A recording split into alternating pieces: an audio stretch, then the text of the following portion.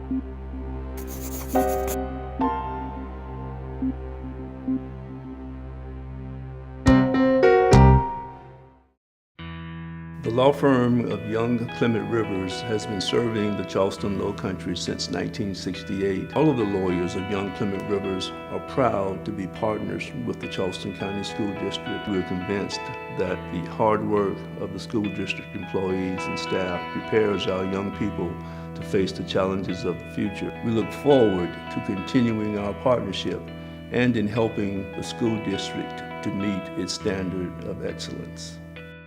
I feel that my fellow classmates and the other students feel that they are successful because, we achieved history and we are continuing to make history. So I feel that the history that we've made as becoming an average school has motivated them in ways that I can't even explain, because I feel that I have achieved success as well.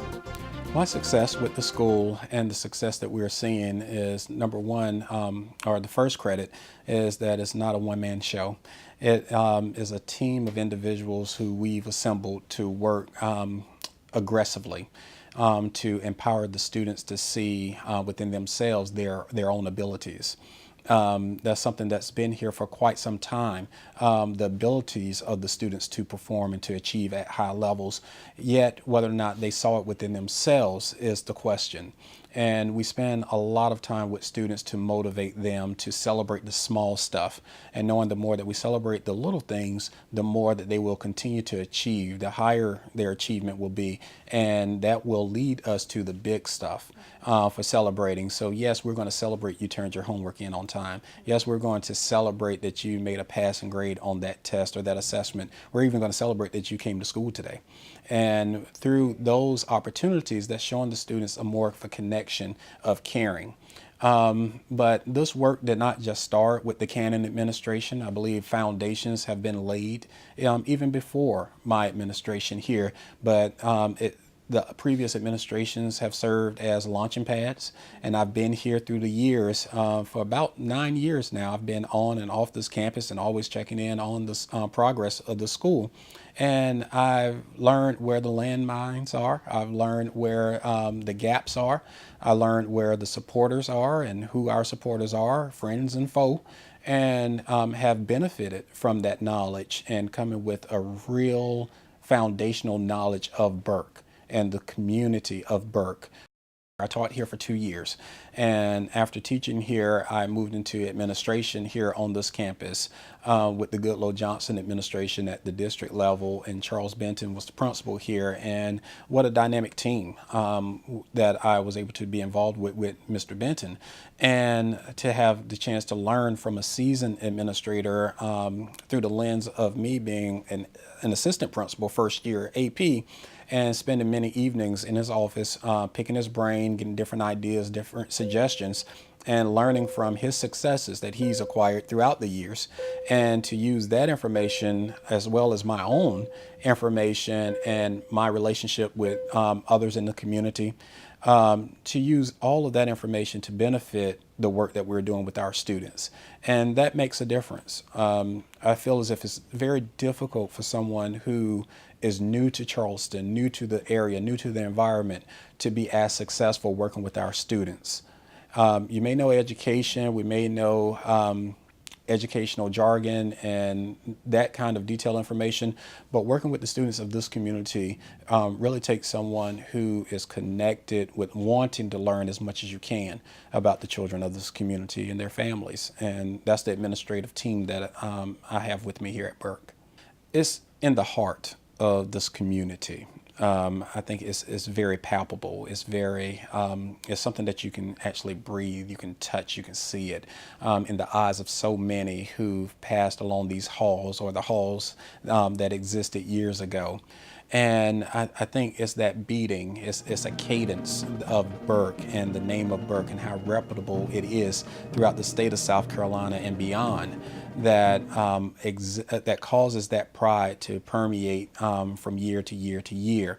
And what I am mostly excited about with the students and the Burke pride and built Burke tough is to understand that whatever obstacles may form or may come in the way of our students and even Burke itself, that we have that bulldog tenacity that we can surmount any challenge that is presented before us. And there's no obstacle to the success of a Burke High School graduate. And something that we share with our students regularly, their goals are to transcend, to conquer, and leave nothing to be desired. So the education that one can receive here at Burke is a grounded educational experience that, yes, you can acquire in other places, but the historical nature of being educated and a Burke graduate is something that is built on pride. And that's the legacy of Burke and the traditions there too. And we are proud to have a chance to be able to share that. In conjunction with iPad technology to allow us the one-to-one learning experiences, the other technology that we have, or let's say learning resources and tools, is the classic pencil, pen, and paper. which I feel at times we are becoming more and more disconnected with the need for students to learn the art of writing and to understand that there's a cognitive connection when that pen is writing information on that paper and the brain is processing this information. That yes, that's a form of technology. Once upon a time, this was a pencil, and something to write with was an innovative thing for our students. And I don't want our students to lose the art of writing and to see their own work products from the stroke of a pencil or a pen, and to be able to write journals and to be able to read back in their own writing something that they will be able to pass down through years, that this is my mom's writing, this is my dad's handwriting. And too often I feel as if our students and this push to technology could be causing students to feel as if learning will not take place unless I have a tablet in front of me. So that's something that's very key for my administration, not to use the authenticity of the pencil or the pen or the textbook or a novel within itself. We were always called the at-risk school. So now showing that we are using one-to-one technology I'm proud.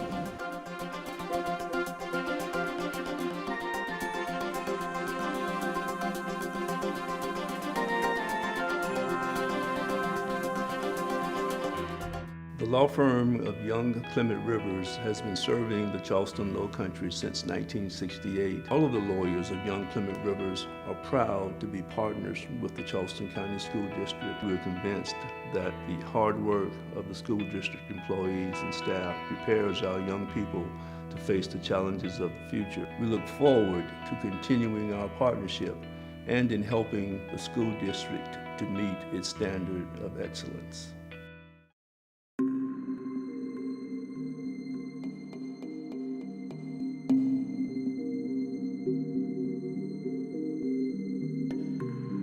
Some problems are tough. Reaching your customers shouldn't be. Blue Wave and Comcast have the creative edge to make you stand out from the crowd and connect with your customers. Whether you need a commercial for television, video for your website, or a custom-made website, we are the easy solution for every advertising problem. We're back with more CCSD Today. I'm your host, Erica Taylor. Now, didn't you learn so much more about Burke High School? I'm sure more than you knew from Principal Cannon. I'm sure you can feel how proud he is of his school, and we are proud of his school as well. Now you have an opportunity to see a special presentation and dedication by Burke High School alum James Campbell. Our dedication today presented to Burke a collection of genetic literature. Mr. Campbell was born here in Charleston, South Carolina, in this community, attended Burke for a brief period of time and actually taught 1 year here at Burke before relocating to the north. He's in his 88th year of life, and that's something to celebrate right there. And to have that kind of knowledge and here in the building, and to share with us his research throughout the years was very meaningful to the students. And for him to consider Burke as a primary place where he would like this information to be read, to be touched and breathed, that students to digest this literature and to understand the important role of genetics research in our current day and time is something that's an honor for us.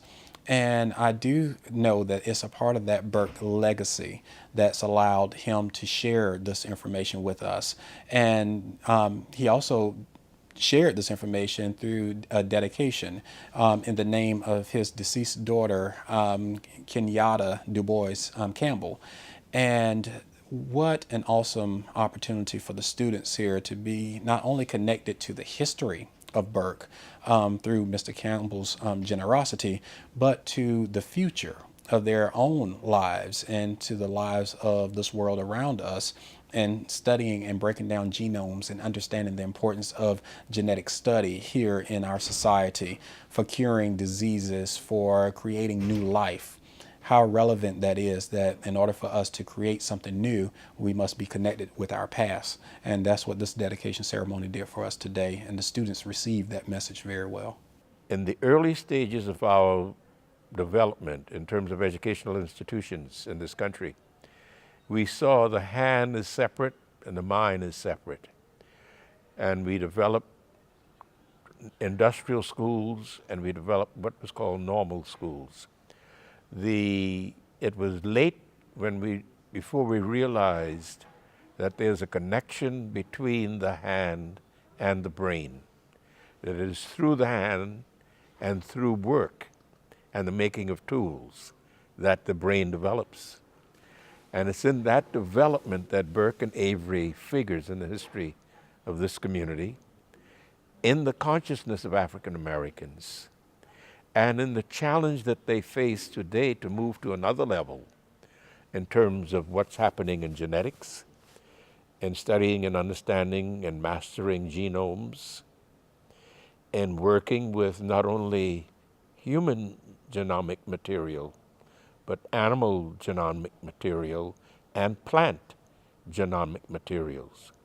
It shouldn't be left exclusively to the pharmaceuticals. They're not working in our best interests in terms of having us handle that knowledge. They want to privatize that knowledge, and they want to commodify life. That's the challenge we face today. And it's an excellent challenge on one hand with benefits, but it's a dangerous challenge on the other hand with having life commodified and owned by pharmaceuticals through the process of patent law. Knowledge is open-ended. And if it's based on the notion of the school, philosophically, it's based on the notion that we can know everything, you'll never stop learning. You'll read until you're my age. That's very important, because we're constantly learning more. These youngsters and their grandchildren will see space exploration. They will see humankind colonize planets in this system and in further systems. The universe is infinite. And we should put our youngsters on that path of assessing knowledge on the basis that they can't know everything. They may not know it in their lifetime, but they need to pass it on to their children and their grandchildren.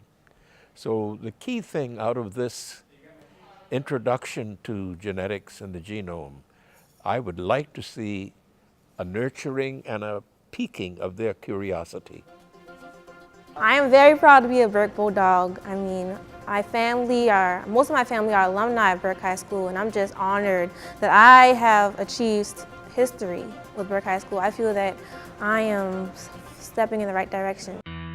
The law firm of Young Clement Rivers has been serving the Charleston Low Country since 1968. All of the lawyers of Young Clement Rivers are proud to be partners with the Charleston County School District. We're convinced that the hard work of the school district employees and staff prepares our young people to face the challenges of the future. We look forward to continuing our partnership and in helping the school district to meet its standard of excellence.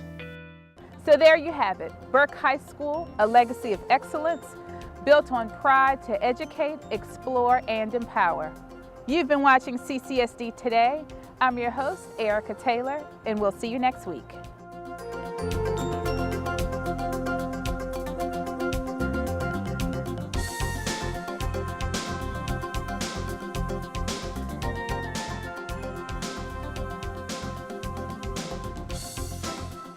I'm Jenna Dewan Tatum. I'm Julia Ormond. I'm Machen Amick. And I'm Rachel Boston. Every 2 minutes, a woman is diagnosed with breast cancer. Breast cancer will claim over 39,000 lives this year, but that won't be me. Or me. I won't let that be me. The end of breast cancer starts with me. And you. And you. And you. Go to mylifetime.com to get informed and involved.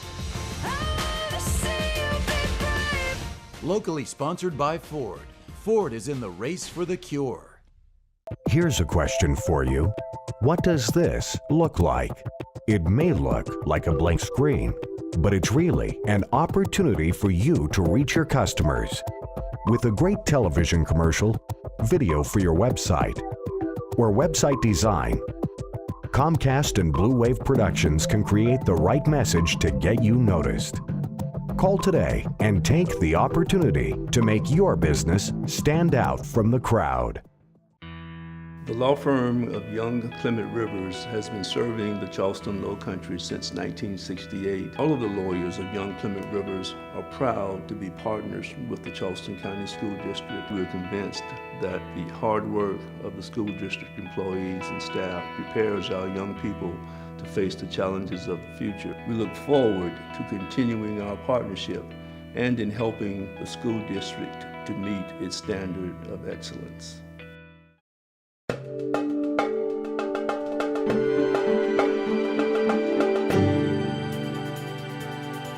You've signed up for an internship with Warrior Inc., so you can do Warrior Inc. and internship with... When I came to Wando as a principal, we didn't have an internship program. I was aware of the need. It goes according to what your job is. We want students to graduate from this high school ready to go on to four-year college or ready to enter the business world, ready to work. The purpose of internship is for kids to look at a career they think they want to major in. Congratulations. They want to make it as real life as possible. The kids have to go for interviews. So there's the key. We have amazing students come in through the engineering program, and they are learning all these skills. They're real world skills, and it's amazing to have the opportunity to go outside of Wando and actually see how those apply. So that's ignition, right? I'm a strong believer that when students can make a connection outside the classroom, that it really reinforces what they're learning in the classroom, and it really helps with the relevancy of the classroom material they're learning. Good. These students do not come without skills. They are learning a tremendous amount in our engineering classes, in our core courses. So when they walk in the door to an internship, they've already got quite a bit of skills. And I think that's probably the first thing that surprises and amazes the internship employers and the mentors, because I don't think it's what they expected out of their idea of a high school student. Matt comes in and performs a couple of tasks for us that are pretty important. You want to just stick a couple of ones? At first, I was a little leery about giving a high school student so much responsibility, especially working very closely with our clients and our internal customers. Matt picked it up right away. For the students, it's great to get introduced to the corporate environment, to get them in there, get them working, and to get a taste of what the working world is like. These students are willing and able. They're well trained before they get here, and once they do get here, they really show just this high level of competency. There's really nothing to lose. I can't get rid of these empty fills. I've been really fortunate in being able to work with Stubbs Wolger Heron and get the internship. But that part of it... Anna's great. Her intellect is such that when I talk with her about architecture, I sometimes forget that I'm in an architectural mode, and she immediately understands what I've got to say, and this is without any professional training. I rarely ever end up with filing work or anything like that. I get to work in their design projects, and I'm doing things that are applicable to the career. So I get to interact with a couple different professions as well and see what each one does. I think everybody has been really taken aback at how productive these interns are. Same way that I had a little trepidation at first as to will they really be useful. They've certainly proved their worth, and it even gets to the point on Monday morning when we're having our discussion about who's going to get to work with Anna today. Everybody's raising their hand. I want Anna to help me. I think it's really important to develop a level of professionalism in students so that they have a goal, even if it's not necessarily what they started out with. I'm still very interested in architecture, but even if I wasn't, I would now be exposed to engineering and contracting and different works, and it helps keep students local, I think. A lot of businesses are growing, Charleston is growing, and it's becoming more professional, and there's a need for higher level education and jobs. The program wouldn't be possible without the business partners. They are the best mentors. The program just wouldn't work without them. They have really embraced the program. On 2 occasions, the employer was so happy with the internship experience that they actually gave scholarships to the intern student, and they developed a relationship in college where that student came back and worked as a college intern with that company. To me, that's what it's all about, bringing it, growing your own. I guess that's the best way to say it. Charleston is kind of growing their own, you know, bring them in.